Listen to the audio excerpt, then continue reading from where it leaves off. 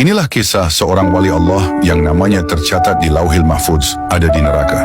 Dikisahkan, ada seorang sufi dari kalangan tokoh tasawuf yang bernama Syekh Abdul Aziz Ad-Dabagh.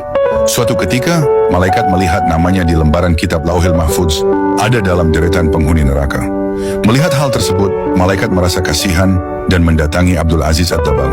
Malaikat berkata, "Wahai Abdul Aziz Ad-Dabagh, untuk apa engkau ibadah sampai segitunya? Sedangkan aku lihat namamu di lembaran Lauhil Mahfuz, engkau adalah penghuni neraka.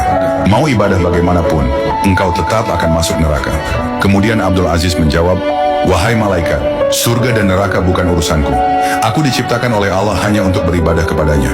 Sebagaimana Allah berfirman, tidaklah aku ciptakan jin dan manusia kecuali hanya untuk beribadah kepadaku. Mau aku masuk surga atau neraka itu haknya Allah." Mendengar itu, malaikat kagum. Kemudian malaikat kembali ke Lauhil Mahfuz dan melihat nama Abdul Aziz sudah diubah oleh Allah menjadi penghuni surga. Lantas malaikat kembali menemui Abdul Aziz dan berkata, "Wahai Abdul Aziz, ada kabar gembira. Baru saja aku melihat namamu oleh Allah diubah menjadi penghuni surga." Abdul Aziz menjawab, "Alhamdulillah, tapi sekali lagi, malaikat, surga dan neraka bukan urusanku. Aku beribadah hanya untuk menggapai ridhonya Allah. Kalau Allah ridho aku di neraka, ya itulah tujuanku."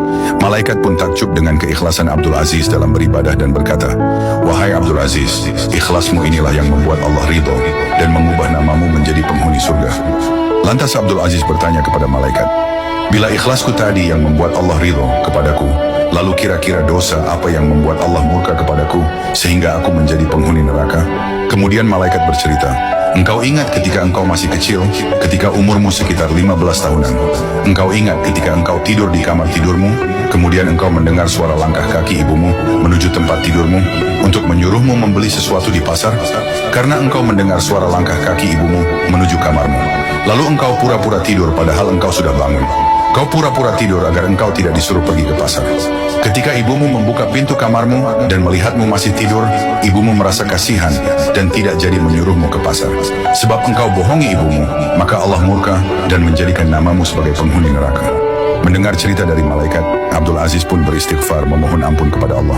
Semenjak kejadian tersebut, Syekh Abdul Aziz Ad-Dabagh di sisa umurnya tidak pernah berceramah kecuali tentang berbakti kepada orang tua.